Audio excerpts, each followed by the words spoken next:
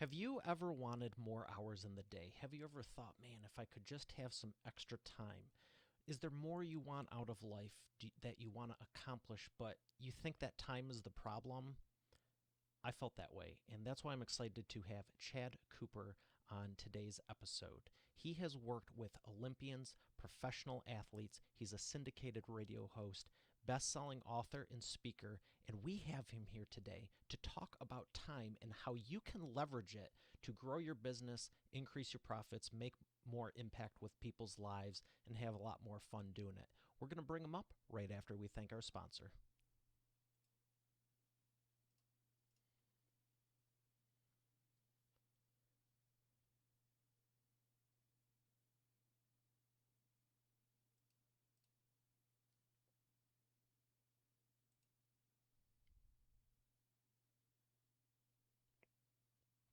Ladies and gentlemen, Mr. Chad Cooper. Chad, how are you doing today? Doing fantastic. Thanks, Mario. How about yourself? I'm feeling great. I'm actually very excited to have you here because, I know about your program and your book and the stuff you're doing, and it's phenomenal. And I'm so glad we originally got connected.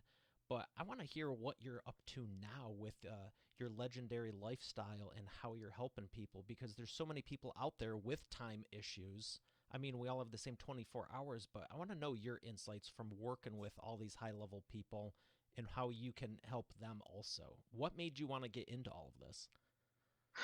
Well, what actually started, thanks for asking the question. What actually started this whole thing and what actually rolled into creating the book was really when I retired the first time from a small little computer company you've probably never heard of called Microsoft. You may not have heard of them before.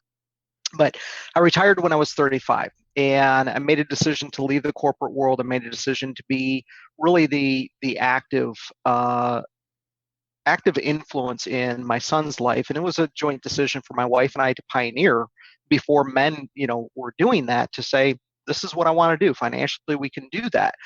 But very quickly at that point, I went, I've accomplished everything I wanted to. My goal was at 19 to say, what do I want my life to look like at 40? And I did it 5 years before that age came around. And I said, now what do I do? And so this was really about a selfish kind of goal of, I've got a lot of decades in front of me, God willing. How do I maximize this? How do I replicate that success in the first half or first third of my life? Hopefully third, right? Plan on living for a long time. And so what I realized in working with influential people, be that Bill Gates at Microsoft or Tony Robbins, a lot of mentors that I've been fortunate to work with, is really as W. Edward Deming said, is a bad system will beat a good person every time. And so I realized very quickly in that time, Mario, that you get 168 hours a week, no more, no less. So it doesn't matter how much money you have, whether you're Bill Gates, Warren Buffett, Oprah Winfrey, we all get the same amount of time. It's how we use it that separates the boys from the men and the women from the girls. What do you think most people are doing wrong with their time that they could improve on right now? Well, let's look at some examples of who's doing it right. How can we have somebody like Elon Musk, and I'll throw out names. It has no bearing on politics, has no bearing whether you like the person or not. Let's focus on what their behavior is in terms of time. How can somebody like Elon Musk run a space company, run an automotive company, and upside down the automotive industry, be able to come from where he had his start? How can he do that and be a multi-billionaire and yet still have the same amount of time? How can Olympians, as an example, compress time and achieve a gold medal usually around age 19? Well, it's that they understand how to make time work for them. So if we look at today, what are the challenges that we have?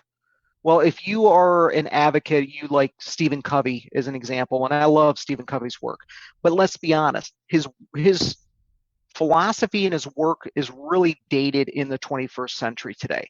When time management came out by Covey or Robbins and some of these others, they didn't have multiple phone systems. They didn't have social media. How many accounts do you have? Probably 12.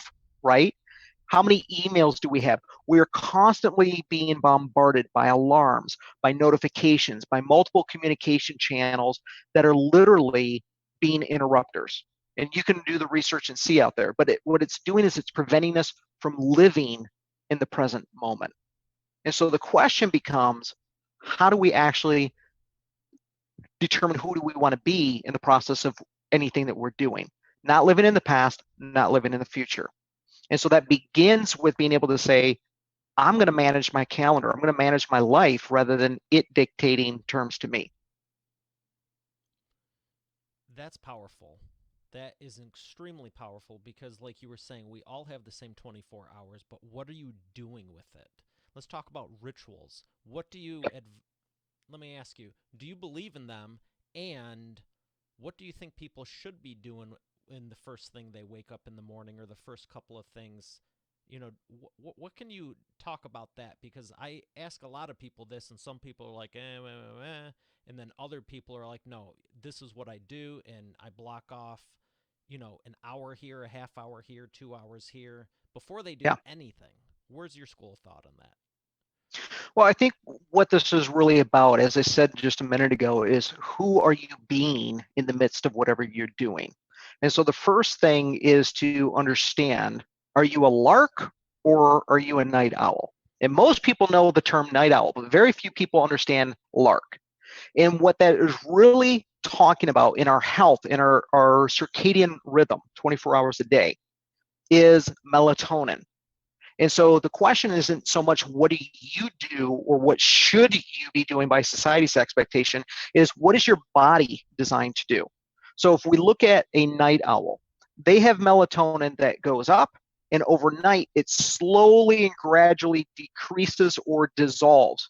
And they're the kind of person when they wake up, they still haven't dissipated all the melatonin in the body. So when you wake up and they're like, shh, just shut up. I need a cup of coffee. Don't say anything. That is not the formula of success by saying, oh, you should be a lark. Now, I'm a lark, okay? Now, what does a lark do? A lark, their melatonin goes up, and in the middle of the night, it crashes. So when they wake up, they're like me as the lark, and we're ready to go. I wake up and I'm out of bed within 10 seconds, right? And I'm the person that irritates the crap out of the night owl. They're like, shut up. But I'm up at 4:30 in the morning. I may be up at 4 in the morning. That's when my day starts. And so the question is first, are you honoring your circadian rhythm? What actually works for you? So if you need that time, are you creating that space in the morning to be able to have that cup of coffee? Maybe go do some meditation or devotion. For me, I can get up at 4 in the morning. You know why I love it? Because nobody's going to bother me for hours and I can get a crap load of things done without interruption. So the question is how are you actually structuring and setting up your day? And does your calendar reflect it and honor you doing that? Do you look at your calendar and is it filled immediately with a bunch of have tos or I get to experiences? What do you recommend it should be filled with? I recommend it should be filled with get to experiences. And if we really look at that, you know, we're we're talking about in the 21st century all of those interruptions. And so let's take a look at where that behavior has served us historically and where it is being used against us today. So we need to understand in that, Mario, that we are really fighting guerrilla warfare tactics. And if we look back at the American Revolution as an example, that's a big part of why our country won its freedom. As we have, 4th of July, that Independence Day that we just recently celebrated. So we can honor in that system great tactic, but it's used against us today through social media, through apps and notifications, just bombarding us and knocking us off of our strategy, off of our tactics. And if we were thinking about, if I was a surgeon, we need to be precision. So how many of us are actually going into our day, into our schedules with that precision? How many of us are going in understanding what the outcome is for an appointment? Or is your calendar filled with things like workout? I mean, unless you're really sick and demented like me, as a former, I had 33 major sponsors doing the Ironmans, and part of the reason why I have a cane right now, recovering from an injury, but our calendars are filled with have to language. So if you actually look at the subject line, is it drop the kids off for practice or band recital? Or is it actually using language that inspires you, connects you with your purpose, fills you with emotions you want to experience or want to avoid? So, when I would take my son to school, it says, I've spent quality one-on-one time transporting my son safely to school. So there's a couple premises. Quality one-on-one time means I'm not on my cell phone. He's not on a smart device in the back seat, and we're disconnected. I mean, if you got kids, how many of your audience feel guilty they don't have enough time with their kids? Yet they're missing the windows because they're not paying attention or they don't know how to maximize it because their calendar isn't directing them what to focus in on. Instead, there's an app that's throwing them off their game because of guerrilla tactics today. I love that you touched upon that, and I was going to flat out ask it if you didn't, but you made it super easy for me because one of the most impactful things, when we were talking about launching your book was your calendar. We were booking a meeting, and I'll never forget, it said drive safely to, I think it was something with your son. And ever Yeah, since then, I've been putting, if there's an appointment at 3 o'clock, 5 o'clock, or dinner appointment at 7, whatever, the half hour to 45 minutes before is always drive safely and be present for whatever the next event thing is. exactly. And so when we actually have a system, the reality is we need a dynamic system of support. Otherwise, what you're trying to do is change your stress, your happiness, your fulfillment by a band-aid approach. Motivation and inspiration are delightful, but they're only a shallow level of a solution like the band-aid. So if you don't eliminate the root cause and it's showing up in your calendar each and every moment that you have a ding go off, oh, I'm supposed to go do this. Well, the question is, who do you want to be in whatever you're doing in that way? Does your subject line actually indicate the strength of a purpose, not discipline? Does it have empowering? Look, I'm a former regimental award-winning Marine. If I can use the word juicy and delicious, you can too. I'm evolved now. So does it have language that's inspiring, compelling you? And is it connecting you to your spirit? Today we have a society that is wanting to be, doing spiritual without being spiritual. And the easiest way we can do that is, as you said, getting up in the morning is how are you connecting? How are you connecting to whatever is in front of you in a way that fills you up versus drain your batteries? So literally, if I looked at my calendar, it's 7 days across, which is 168 hours. Keep the math simple. 7 days that I can look at. And I invite you to take a look and see, does your calendar drain your batteries or recharge them? Despite whether something on it may be difficult for you to address or go into. Is there a sense of mission and adventure? But mostly, are you free in your engagement towards it, or do you feel imprisoned by it? If those are not checking off as yeses, it's time for an overhaul. You're running on borrowed time. And how many decades do you have in front of you? That's a great outlook on it. And it sounds like that's the contributing factor to the burnout that a lot of people experience. Would you say it's just because they don't really burn out, they're just no longer inspired by it? I would say there's a couple things. I said in there that I have 7 days that I look at. And the way that I structure that is by being able to look at the 7 days. I set that up every week for success. What do I want the next 168 hours to look like? You don't go and perform on a stage. You don't do a movie without prepping the movie set. You don't go on to an interview without prepping. Why are you going into your week without the preparation? You're setting yourself up for like a B-rated movie. Don't you want to perform as the lead actor for an Oscar or a Grammy or a Tony Award? I think Grammys are music. I cannot sing. So we'll stick with Oscars and Tonys. Okay. So at the beginning of each day, I look at, hey, did anything come in from yesterday or previous to tell me I need to make adjustments today? And at the end of the day, did anything happen during the day that I need to make adjustments for the remainder of those 168 hours? Do I need to move things around, in other words? Do I have enough padding in there? But the biggest challenge that I see, the number one reason that people get thrown off their A game and start draining their batteries, is they don't set that 168 hours up week in, week out. The people that are successful, look at a professional athlete. They have a regimen, and you asked about some habits. They have habits that serve them. 168 hours in, 168 hours out. You look at successful entrepreneurs, they have a system of support. So why don't you? Why aren't you setting that at the beginning of the week? Second is, how many calendars do you have? Now, you're thinking, I have one, right? Do you have a to-do list? Do you have a task list? Because here's the thing. Those to-do lists are nothing more than another calendar with a different skin. You got 168 hours, and if your calendar is full, how many more hours are sitting on that to-do list? Another 220 or so? So I say get rid of the to-do list, and I have a system in my 12-week program that shows you how to move that into your calendar. So instead of, if you're like me, maybe you have a hard time saying no, you start saying yes and. Yes, I can come on your show and it will be 2 months from now. Or yes, I can do that and it will be 2 days from now. But often we're the ones that are putting that limitation and that expectation on ourselves. If we say, yeah, I can do that and would a week from now be good? Most people are like, oh yeah, dude, that's fine. I wasn't expecting it before that. Rarely will people go, yeah, I really kind of need a brush. Fine, but that's the exception most often.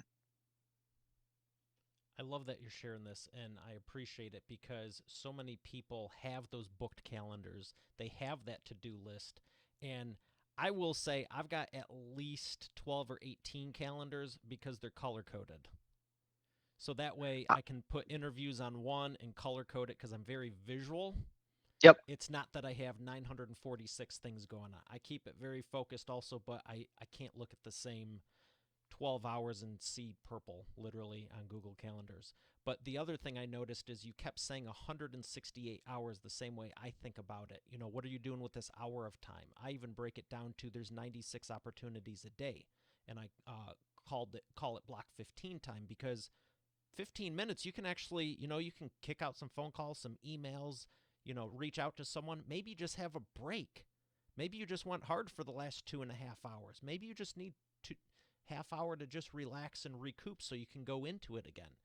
And Yeah. I've noticed a lot of successful people look at their time down to the, hour, down to the minute, and you kept saying 168 hours because most people say, I have 7 days or this week or what are you doing today? Oh, I don't have time today. There's 24 todays if you break it down by the hour. Yeah. So let's again take a look at models of so-called success that are out there. Who's a highly successful person that you would love to sit down with in interview? That's living? That's living or dead. Well, Jesus, number one. Well, he is living. Jesus, Elon Musk. All right, we'll use Elon Musk. Do you think that you can just call up and say, hey, you got a minute? Or do you think that he probably schedules you out? I think he probably schedules. Yeah. So what makes us think that we're any less important? That's self-esteem. You don't just walk into a doctor's office and interrupt and say, hey, yeah, I'm ready to be seen. Can I get a spot right now? So we know that professionals, we know that successful people schedule them out. So if you want a meeting with me, you had to go through my agent, and my agent had to go and look at my schedule, which I give access to, and I have various levels depending on, my friends are VIP, right? So they get more insight. Clients get a window, and then I have exceptions in there. But Fridays, I typically don't take appointments or see clients. So I have an exception for that. But the point with that, even my friends, we need to train them to actually respect your time so they respect themselves as well. So if you want time with me, block it. And here's the interesting dynamic about that, Mario, is we think that's being anal retentive or that's being disrespectful. No, you know what's actually disrespectful? Is that when you're physically somewhere, but you're mentally not, you're checked out. Give your family, give your friends, give your clients the respect and presence that they deserve. And when you block the time out, you can be 100% focused on them. But that requires a system to support it. So I have a system that allows you to easily see my calendar and block it out. Second, there's a great interview Charlie Rose did with Warren Buffett and Bill Gates in January of 2018, I think. And Bill Gates said, in summary, is one of the greatest lessons that Warren ever gave to him was that he used to think having a full schedule was an indication of his level of seriousness. And he realized actually his genius comes when he had nothing scheduled, when he had that space to think. And I hate to break it to you, but your genius is probably not going to come out watching a 3-minute YouTube video. It might support, it might give you some knowledge, but your creativity is the genius that you uniquely were born with. And in order for that to come to the surface, in order for that to come out, sometimes we have to create silence and space to allow it to come up. And so let me ask, do you have padding in your schedule? Or are you crammed back to back to back? Again, if we look at sports, there's not a sport out there that doesn't have a break in it, a halftime, a quarter, whatever it is, an end of an inning. We all have periods for rest. Or do you wait until you have disease before you collapse in order to say, oh, I deserve a break? If you actually create those pit stops, then you actually will be able to be more effective and more powerful and more efficient, which is contrary to belief. That is powerful. And yes, I do schedule in the padding. And it's one of the things I've told my clients about for years. Because let's say you're going into that meeting, the interview, the whatever, Yep. get there half an hour early so you're there early. And also know you have a 10, 15, 20-minute window to just, hey, I don't need to send out emails. I don't need to do this. I'm not worried about the groceries. I'm not worried about whatever the case may be. It's just, I'm really thankful I get to have this interview. And, when I'm on shows, it's the same thing. I'm all jacked up and ready to go and everything. And I'm excited about it because nothing else is on my mind. I'm not going, checking my list of stuff to do for the one, don't have a list of 940 things to do for the week. And two, the stuff you should be focused on, there's nothing better than being present for it. And yeah, it's not, stuff may run over. It's not always going to be perfect, but what are you aiming for? Are you purposely Well, filling it with 80 things, or are you going, you know what, here's the 12 I'm doing this week, like a gold medalist? yeah. So there's a couple of principles in there. You have Pareto's principle, also well known as the rule of 80-20. And that is, if we'll keep it simple because it can get somewhat confusing, is 80% of your revenues come from the top 20% of your client base. In other words, 80% of what you're doing is only netting 20% results. So instead, what's the 20% of your day, those 12 things that will actually get you 80% there towards your success? Told you it can get confusing.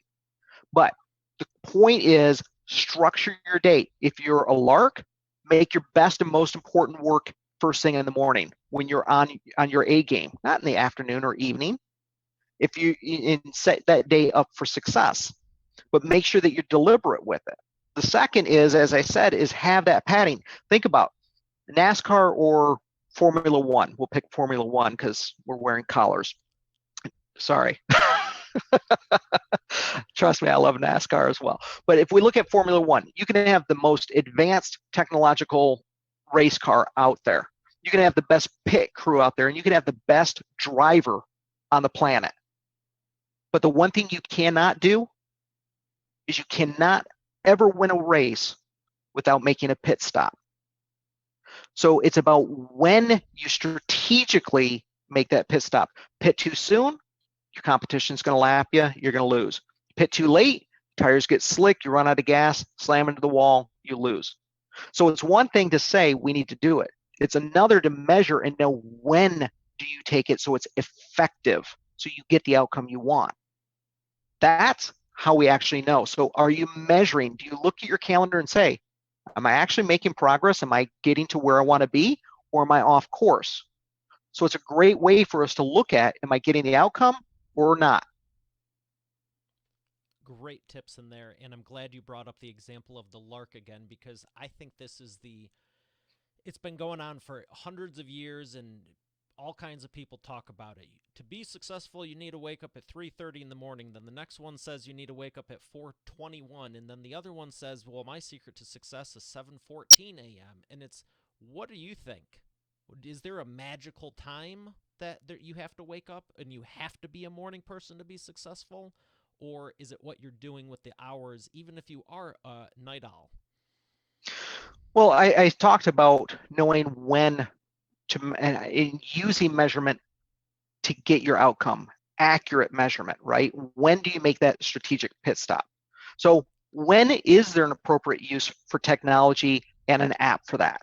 If you look here, this is called a Whoop, WHOOP, okay? It measures my habits and my health in a different way than this does. So I'm the geek that measures all kinds of things. But the point with that is they're both measuring my sleep, my workout, and my heart strain. So this one is doing HRV, heart rate variable. This is just doing heart rate. So what's the difference? The difference is you say, hey, I want to lose 20 pounds. If you just step on a regular scale and you've been busting your butt and that scale hasn't changed 1 pound, I'm done. I quit. This isn't working. Well, maybe you're using the wrong measurement. Now, if we get a different scale and actually measure you with your body fat percentage, because of the technology, what we can actually see is actually you've lost 20% body fat, but muscle is more dense and therefore weighs more. So your ratios are shifting and you are making progress. So it's about smart measurement and knowing that the measurement you're using is effective. And there's apps that can do that. So the question is not just, hey, am I a morning or evening person? Then we have the measurement that says, are you effective in doing it? Are you turning off the blue light before you go to bed so you actually get good circadian sleep? Are you getting REM? Are you having all kinds of stuff that can go into that? But when we measure accurately and with the right tools, then we can actually get to the result that we want. I love that. And I'm curious, what's the second one you have? That's the Apple Watch. Okay. I love them both actually. So I have 3 different ways, and I like triplicates. So I like to be able to, as I used to think it was Ronald Reagan, but it's actually an old Russian proverb: trust but verify. Trust that people have good intentions. Verify that they have the right judgment. Trust that technology is meant there to serve you. Verify that the data is accurate. I So like our that. goal in our calendar, in our data, all that is not to go for perfection, Mario. Create the opportunity for better, not best. Meaning, don't worry about it being or making it perfect. Just start. Small pebbles. If you try to climb Mount Everest without training, without acclimating, it's going to be a disaster. So start with small incremental steps and work your way to it. That is great insight. I appreciate that, because I remember when I got my first watch and it started tracking everything. And another software I recommend to people is Rescue Time, and it's so phenomenal because you're like, no, I'm effective. I'm a high performer. You hook that baby up for a week, and it's like, What you're saying is, do you really want to know the truth, or do you want to continue to lie to yourself? Because it's going to tell you the truth, and you're no longer going to be able to lie to yourself. It's not that we think we're lying to others. It's that we're accepting that we're lying to ourselves. And so be very careful. I probably recommended Rescue Time to you, and I love it because the average person is about 23% productive. I'm 89 to 94% productive. That is a 3 to 4 fold productivity increase. So maybe my system works and I can prove it. That's trust but verify. Not only am I saying what I'm saying, but I have the data to back it up and the results that show it. And that's the thing. You can actually track it and see it. And the cool thing is, like you're saying about creating habits, is the more effective you are, the longer you keep doing it for, it does start to take over and become part of you, not just racing against the clock or anything. It just becomes who you are. So, Yeah. to the point of what you were saying earlier, as far as why does Elon Musk schedule stuff out, and certain people think that they shouldn't, and it deals with the self-esteem. Why do you think most people don't prioritize themselves to that level of, well, that's Oprah, or that's Bill Gates, or that's so and so? Why do you think that the fact that anyone can be doing the same thing and they don't, where do you think that originates from? So we're good. I had a lag for a second there, but we're okay. Were All you set? able to hear me? Yep, I got you. Okay. So let's look at the end of the day, what is it besides time and how people manage the time? How is that Elon Musk is able to be effective and others are struggling to just pay their mortgage, to pay their bills, let alone even dream about going on a mini vacation? Well, here's the difference. I said, people like Stephen Covey love his work, but we need to bring it into the global society that we live in, the 24/7 world that we live in. We never shut down. And in the 80s, we did. We had brick and mortars, 9 to 5s, right? So what's shifted? Well, we're no longer in a society. And Peter Drucker, I'm going to age myself, but look up Peter Drucker. He said this about our biggest threat. So the difference is Elon Musk understands the biggest threat to society. How many people know this? And that is, as Peter Drucker said, throughout history, people had little need to manage their careers. They were born into their stations in life, and until the recent past, they relied on companies to chart their career paths. Today, times have drastically changed. We can do and be anything we want. But today, we also must learn to manage ourselves. And we are ill prepared, Mario. It's the greatest threat to our society today. It's not technology, it's not war, it's not politics. It's the inability to manage ourselves. And I will tell you, you want to, you can tell me all kinds of things, show me your calendar, and I'll tell you whether you have the ability to manage yourself.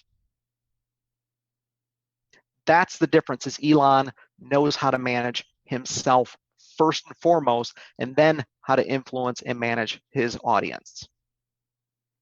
That's deep. Do you think that scares most people? I think it inspires most people because now they know what the root of the problem is. Then we have to then say, okay, let's say that I'm disciplined. Let's say I make the decision to manage myself. Where do I start? Well, you need to start with a guide, somebody that can give you a plan, that has a system that knows how to actually deliver on that plan. But in addition to that, we need a foundation. This goes to biblical scripture. It goes to all of the different, wise people, Buddha, Jesus, and on that we could go and give examples. But the second part is a dear friend of mine, Mark Devine, former 25-year Navy SEAL commander. Much of the SEAL tactics are owed to his genius. And Mark's opinion on this, Commander Devine's comments on this, is he says, here's the problem that we face today, is the industrial age brought material prosperity, and it eliminated a lot of the natural challenges that life used to deliver. But it also brought about obesity, poor health, a lack of purposeful existence, and a general malaise with an alarmingly large percentage of the population in dependency. And so we can make that decision to manage ourselves, but the question still begs is, what's my purpose? And so we need to know, how do we really discover our purpose? And it's a lot easier than you think. It's not the house you live in. It's not how much money you want in the bank. It's not the title of career or the job title of your name plaque. Your purpose is a set of feelings. How do you want to feel? See, if you can look at anything on your calendar and go, oh, that makes me feel good, then you're going to be serving your purpose. But if you look at your calendar and it says, oh, I don't want to do that. Ooh, it's all about how you want to feel. And we can go back, and there's a method to easily determine what are your core values, what are your core emotions that allow you to feel like you're serving your purpose. And so if we know what those emotions are, then we can create a calendar and a system. We can create 168 hours to replicate those feelings through the vehicles that we choose, or the vehicles that we say, no, thanks, I don't want to do that. You are just, I just want to let you keep going because you're given such wisdom here. And just for anyone listening, what we're talking about here, this is in your 12-week course, right? I'm sure you go into much greater detail, but these are some of the things they can expect. Yeah, absolutely. And that the reason that it is 12 weeks is because this isn't a sprint. You have a society that is conditioning you to believe in certain things, and this takes time for us to reset the stage, to create a solid foundation. And from there, then, and that foundation is about discovering your purpose, using empowering language that is connected to your core values, and then actually being able to understand, how do I set it up? Then we look at tools in the technology that will actually allow you to create leverage, right? I mean, here's the reality. If I need to listen to and read a lot of content and books for guests on my radio show, I hate reading that stuff because I do that all the time. So audiobooks, and I listen to it in 2x speed. I have the ability, I built slowly up to 2x, but I can actually digest it and retain it now, right? Let's say it doesn't exist in an audiobook. Office 365, Microsoft Word, take it, it will read aloud, and you can change the speed. So I don't care what format it comes in, I can digest it. So we need to understand, how do we effectively use technology and how do we turn it off? So there's things in there that say, I have no notifications when I get a new email or something comes in. Why? Because I check my email on a schedule. What a novel concept. Not when it comes in like Pavlov's dog, right? So the 12-week program walks you through. But the best thing about it, and I get ribbed by my friends and colleagues all the time, Mario, is they're like, dude, you got to cut people off. It's lifetime access of the program.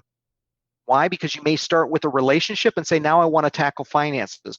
Now I want to tackle my career or my health. So you can come back to it and keep pulling it off and come into a community that continues to support that next level of success for you, versus, oh, you got to keep paying. But that Probably to, speaks to your heart. And that's something you've always been, is contribution focused ever since I've known you. And I think that's fantastic.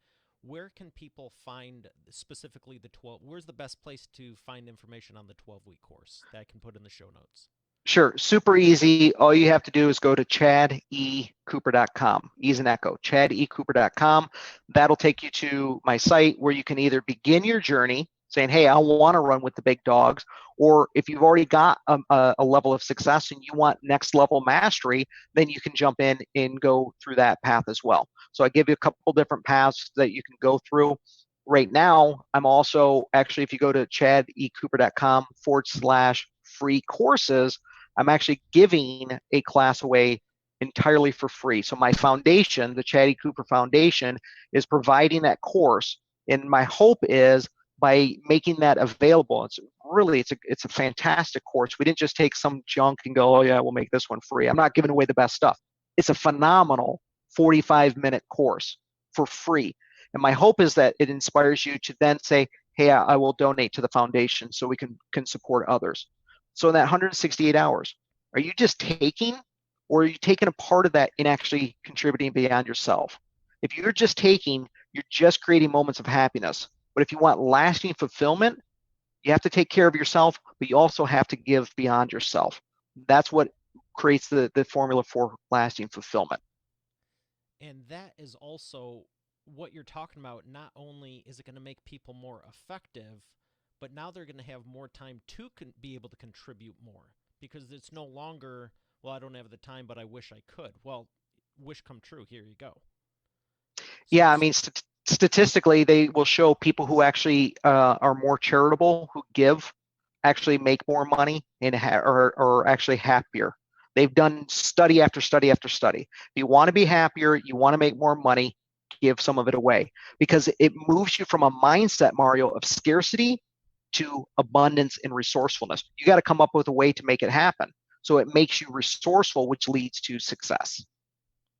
And a lot that's a whole thing we could do an episode just on. So with everything that we've been talking about, without a doubt you can provide the breakthroughs. Who's been your biggest transformation that you've been able to give someone before they met you?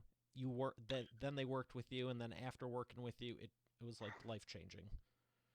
I can say I've been very fortunate to serve a number of people, and I have testimonials up the wazoo. Um, Humbleness is not a quality that God went, yeah, that's wasted on him. Don't skip. So I will say though, I get great pleasure in seeing not just motivation or inspiration, but lasting transformation. So I can go big names with, unfortunately, the big names, most of them want to stay anonymous for obvious reasons, right? But I will tell you, every successful CEO and leader out there has a coach hidden behind the scenes supporting them. One of those big names is a 10-time world champion boxer about to go into the Boxing Hall of Fame, Nonito Donaire, and he's a great example of repeated. It's hard to earn the title. It's a whole lot harder to retain it 9 times. And he's a great example of somebody who was a warrior in the ring and just as gracious and humble and kind as can be outside of that ring.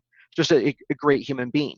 But the people I really get excited equally about are the everyday people, the people that are in a corporate world saying, I want to go out on my own. And how do I gracefully transition to do that?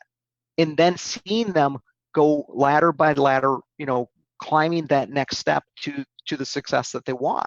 So I can tell you, there's one of my greatest inspirations is Katie. She could teach this stuff because she has lived it. She's implemented it. And so that's really the question. Are you just sitting passive listening right now, or are you being active taking notes? But if you really want it to stick, go teach it to somebody else. Because by teaching it to somebody else, you have to know the content. So by doing that, you'll change your life and somebody else's, hopefully. More powerful words of wisdom. Let's talk about your book. How has that helped your business? The book is one of those. I like giving people options. You can take the slow boat to China, the least expensive. We have basic economy all the way to first class, right? This is, hey, you can't tell me that you can't afford it because you can go to your library and probably pick it up for free. So I like to make sure that I can give the resources to anybody, and they can't say that time is the problem or they don't have the financial ability to do it. So the book is great for credibility. It's great for being able to serve all kinds of different levels of people in the world.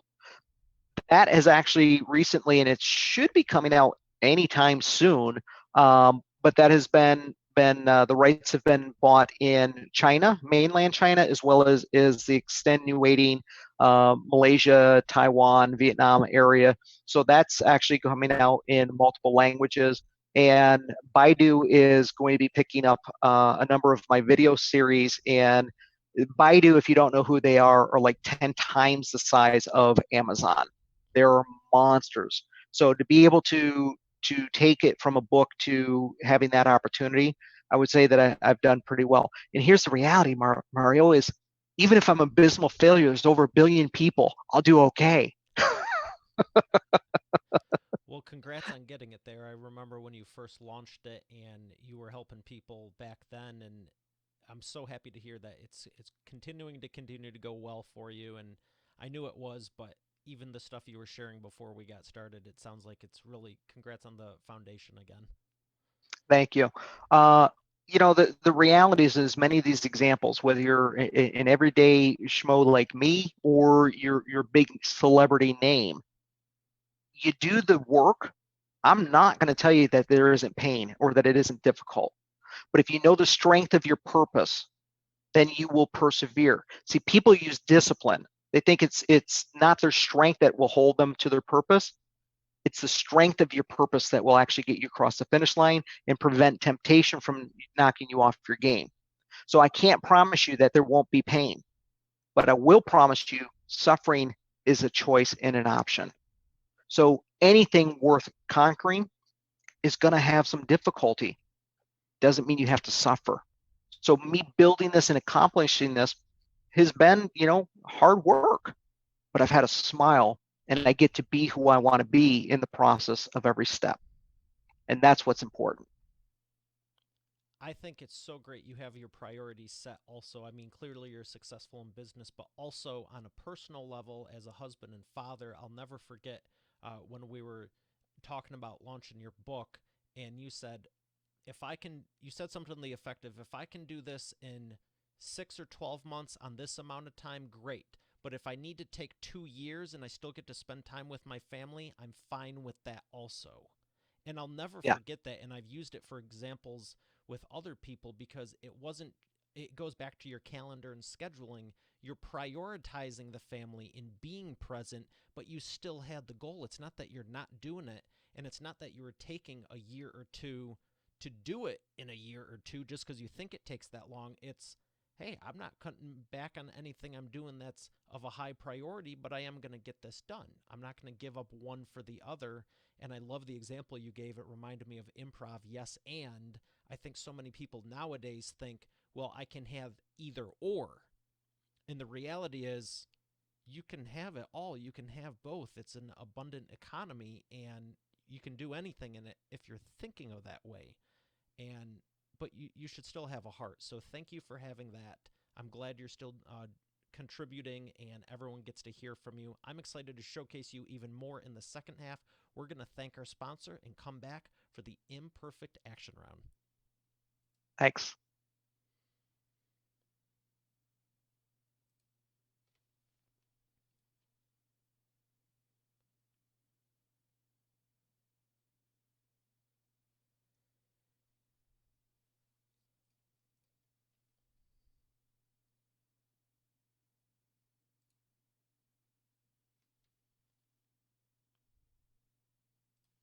All right, we are back with the imperfect action round. Chad, are you ready to take imperfect action? I am absolutely ready to take imperfect action. First question I have for you, 60-second rapid fire responses. What is the fastest path to the cash? The straight line. That's the fastest path to the cash. So fastest path to the cash is know your purpose. And having the strength of the purpose, you're not going to give up. If you give up, it's not that you're not going to stumble. It's not that you're not going to have a failure. Failure is often what is experienced for some of the most successful people. But if you know the strength of your purpose, it's about whether you keep getting up. As Rocky Balboa says, that's how winning is done. Great answer. Number 2, what is the biggest problem you see your prospects making and the fastest way they can fix it? I would say the biggest issue that I see today goes back to the guerrilla warfare tactics, and that is, are they actually being intentional with their time? Another way of looking at that is, are they using force or power to actually accomplish their goals? How many of us are using force in low energy?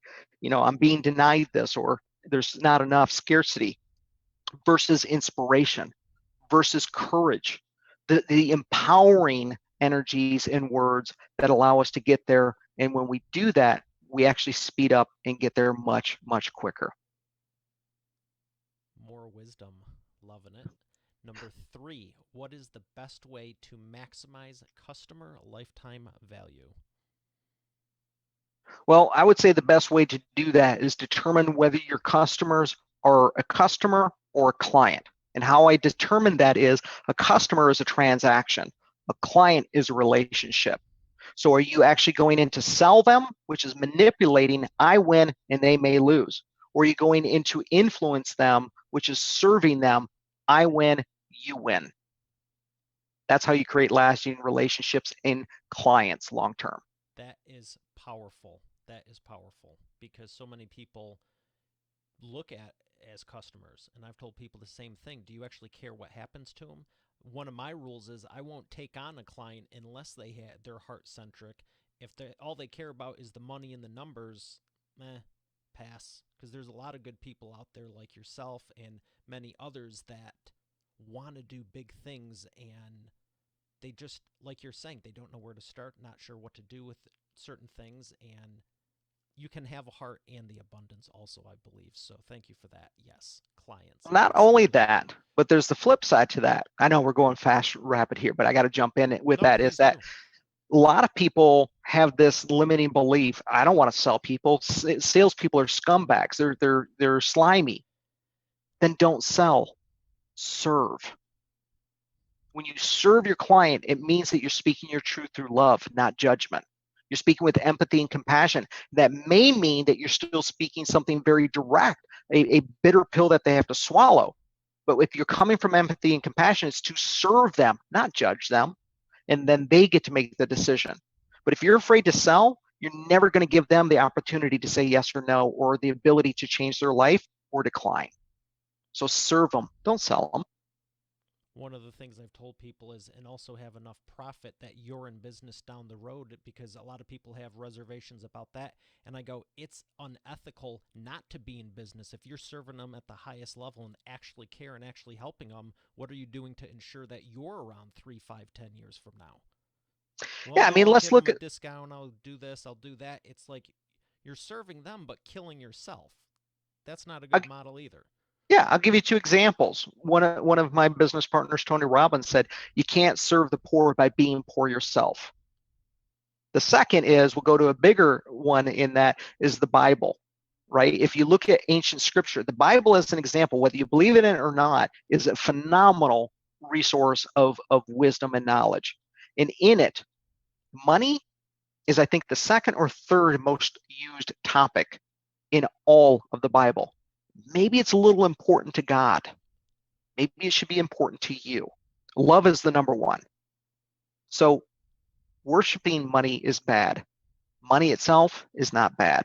Money is not the root of all evil. You need it to make impact for yourself and to serve others. So learn how to have an empowering relationship with it. Well, this is a interesting segue because I love what you're saying and agree. Read it if you haven't, people. But I was gonna ask you, what book would you recommend for Expert Authority World? And you just did. Yeah, I've got a couple of books on always on my go-to list. Number one is the Bible. Okay. Number two is Napoleon Hill, Think and Grow Rich. Just if you look at CEOs, you look at successful people, almost all of them have read the book multiple times. It's just got great wisdom in it. And the third is actually a relatively recent addition, and that is with Ray Dalio. If you don't know who Ray Dalio is, you owe it to yourself to find out. He wrote a book called Principles, and it is amazing. He talks about values and character and how he actually was doing AI back in the 70s before the term was even coined or really known about. He makes Warren Buffett look like a schlep. He is the most successful financial advisor in history, and most people don't even know his name. There's a gold nugget in there too. A lot of people, they just want to look at me. They just want to be seen, and big hat, no cattle type of thing. And I've noticed there's a lot of people that you're like, who, and they're behind the scenes like Ray is. That's a great Yeah. recommendation for the book, though. Thank you for that. Yep. Well, I've absolutely got a lot out of this myself. I want to get more people checking out your stuff. Where's the best place they can go to learn more? ChadECooper.com, but I'm going to say go to ChadECooper.com/free courses and get a free course. It's a great course. It's powerful. And if you donate, it goes to 100% tax deductible, 100% to the foundation so that we can actually serve others. So it benefits not just you, but you actually can help others through your generosity and gift as well.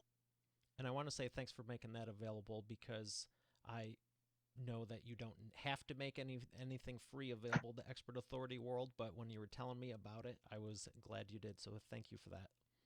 Oh, thank you for letting me share my message and being able to share the benefits and what the foundation does. So I appreciate it. Well, the pleasure is mine, and it was an absolute pleasure having you here. Thank you for coming on. I look forward to connecting with you further. Awesome. I appreciate it. Thank you. And always a pleasure. If I can serve in any way forward, let me know. All right, Expert Authority World, we have another great episode. I know you love Chad as much as I do. I will see you on tomorrow's. Have a great day, and God bless.